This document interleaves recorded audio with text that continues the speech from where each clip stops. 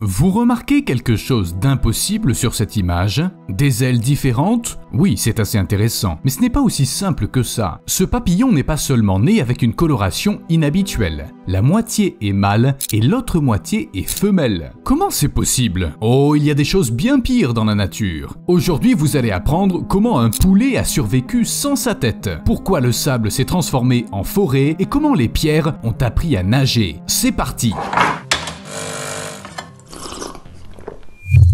Si vous creusez dans les archives, vous trouverez beaucoup de photos étranges, comme celle-là. Je vous présente Mike. Il y a environ 75 ans, un fermier du Colorado allait faire une soupe à base de Mike et a donc fait les préparatifs nécessaires. Mais la procédure standard ne s'est pas déroulée comme prévu, car le poulet a refusé de mourir. Je veux dire littéralement, il a perdu la tête, puis il s'est relevé et s'est mis à courir. Tout ça parce que la lame de la hache a raté la jugulaire. Et le lendemain matin, l'oiseau était encore vivant. Mike était capable de se tenir en équilibre sur son perchoir et il marchait maladroitement. Il a même essayé de se brosser les plumes, de picorer de la nourriture et de chanter, mais il n'a pas réussi. Au bout d'un moment, le propriétaire a décidé que le monde entier devait voir le poulet sans tête, et qu'en plus, il pourrait tirer un bon profit de ce phénomène. Bientôt, avec l'aide des journaux et de la rumeur, l'histoire du poulet sans tête se répandit rapidement et Mike commença sa carrière d'attraction touristique. Selon certaines estimations, au sommet de sa popularité, le poulet rapportait à ses propriétaires environ 48 000 $ par mois en monnaie d'aujourd'hui.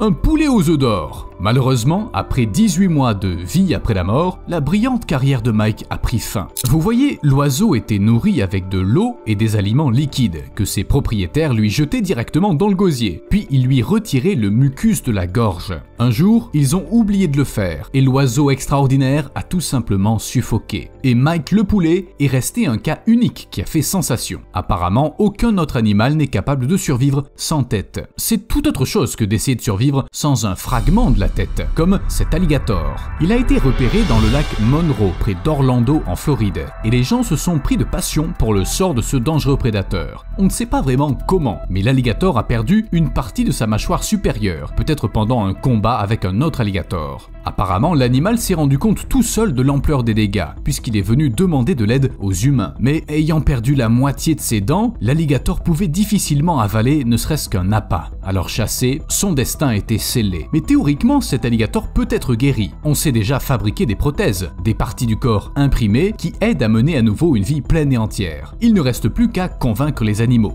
Comme ce corbeau par exemple. Il y a quelque temps, Donald s'est brisé le bec et a presque perdu la capacité de manger. Le vétérinaire lui en a donc donné un nouveau, 3 broches et de l'acrylique dentaire plus tard. Donald a immédiatement commencé à picorer tout ce qu'il pouvait, à peine sorti de l'anesthésie. En gros, on lui a donné quelque chose de similaire à un dentier de grand-mère, mais sous forme de bec. Alors que certains animaux ont besoin de l'aide des humains pour vivre une vie normale, d'autres bouleversent complètement notre sens des réalités. Cet élan n'est pas là pour se conformer à vos attentes, il est là pour plonger. Les élans semblent maladroits, stupides et très terrestres, mais cette impression est trompeuse, ce sont d'excellents nageurs qui aiment passer du temps dans l'eau. Donc si vous mettez un élan en colère, ne pensez même pas à vous échapper par le lac. Contrairement à l'homme, l'élan supporte très bien les basses températures. Même par temps froid, ils peuvent traverser de larges rivières et lacs. Que dire de l'été? Allongés à l'ombre, près d'un étang, par une journée chaude, les élans se rafraîchissent tranquillement. Quand ils en ont envie, ils plongent dans l'eau et peuvent non seulement nager, mais aussi manger par la même occasion. Les élans sont capables de plonger très profondément pour atteindre les algues, jusqu'à 4 ou 5 mètres, en retenant leur souffle pendant une demi-minute.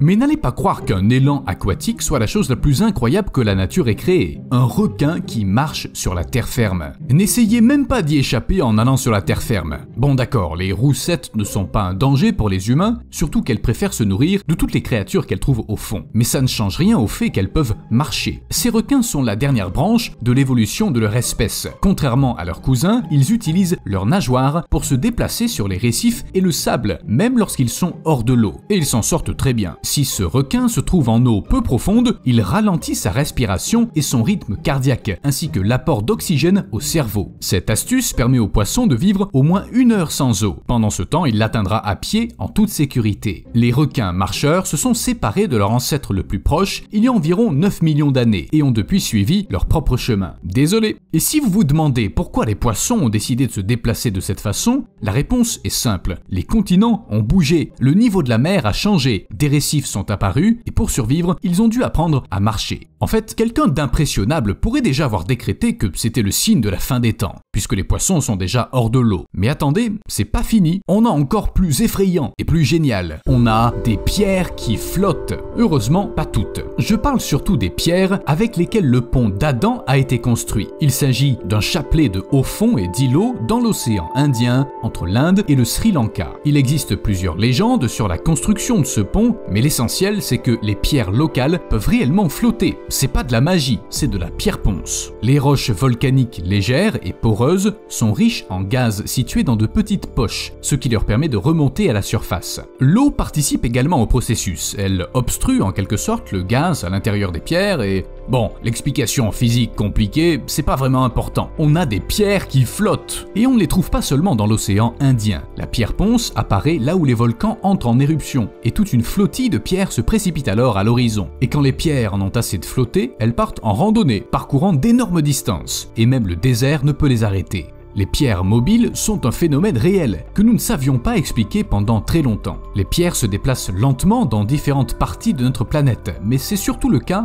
au fond du lac asséché Racetrack Playa dans la vallée de la mort aux États-Unis. Et des blocs rocheux de différentes tailles rampent, laissant derrière eux de longues pistes et déconcertant les scientifiques. Pendant un temps, le phénomène a été attribué à des forces surnaturelles. Puis on a suggéré l'effet des champs magnétiques, ce qui n'explique pas grand-chose de toute façon. Ce n'est que lorsque les scientifiques ont soumis le lac à une observation constante qu'ils ont découvert que son fond était parfois recouvert d'une fine couche d'eau. C'est après cela que les rochers ont commencé à bouger. La cause du mouvement, c'est de très fines plaques de glace, fines mais très longues, pouvant atteindre jusqu'à 10 mètres et qui se forment lors des nuits de gel. La glace flottante et fondante déplace les pierres à une vitesse pouvant atteindre 5 mètres par minute et elle raye le lac désolé. Au fait, puisqu'on parle de désert, voici un fait. Chaque année, leur superficie augmente. Et il n'y a rien de bon à cela. L'augmentation des déserts et la désertification entraînent la faim, la pauvreté et les conflits. En bref, les perspectives ne sont pas bonnes. Mais la Chine a appris à inverser le processus de désertification. Ils plantent des arbres, oui, c'est tout, d'énormes quantités d'arbres et d'autres végétaux, plus une stabilisation spéciale pour le sol, une protection contre le vent. C'est un travail long, difficile et très minutieux, mais le jeu en vaut la chandelle.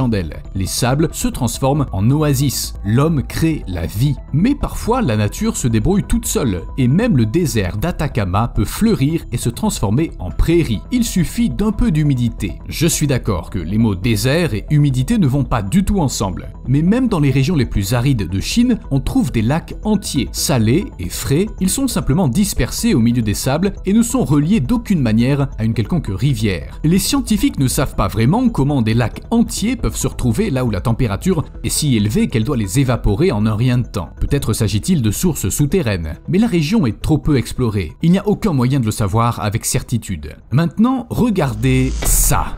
Contrairement aux étranges lacs au milieu du désert, il existe une explication à ce phénomène. Un cerisier commun qui a poussé sur un mûrier. Ces plantes sont appelées épiphytes, et ce ne sont pas des parasites, elles aiment simplement grimper plus haut. C'est comme si vous montiez sur les épaules de votre grand frère sans lui demander sa permission, mais qu'il a la flemme de faire quoi que ce soit. Les épiphytes ne poussent généralement pas beaucoup, mais le cerisier a décidé de faire exception. Peut-être qu'il plonge ses racines dans le sol à travers le tronc creux de quelqu'un d'autre. Cette situation est tout à fait réelle, mais elle est exceptionnellement rare. Et wow, j'ai dit que c'était exceptionnellement rare? Oubliez ça. La véritable rareté, c'est l'histoire des jumelles Lucy et Maria Elmer. Oui, vous avez bien entendu, ce sont des jumelles. Mais non seulement elles ne se ressemblent pas, elles sont complètement opposées. Le truc, c'est leur génétique. Leur père est blanc et leur mère est à moitié jamaïcaine. Et faire de faux jumeaux, ce n'est pas vraiment exceptionnel. Mais la différence entre Lucy et Maria est choquante et amusante.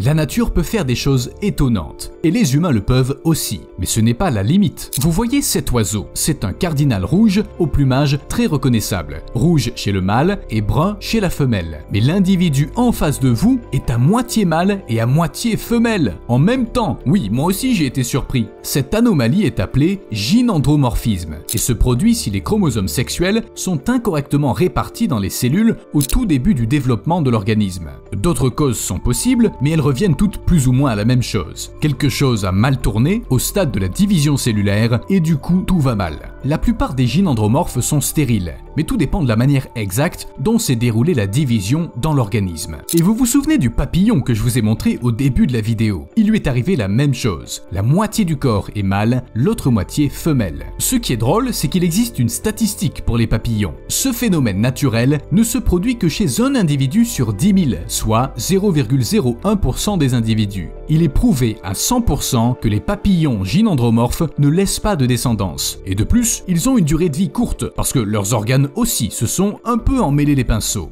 A plus!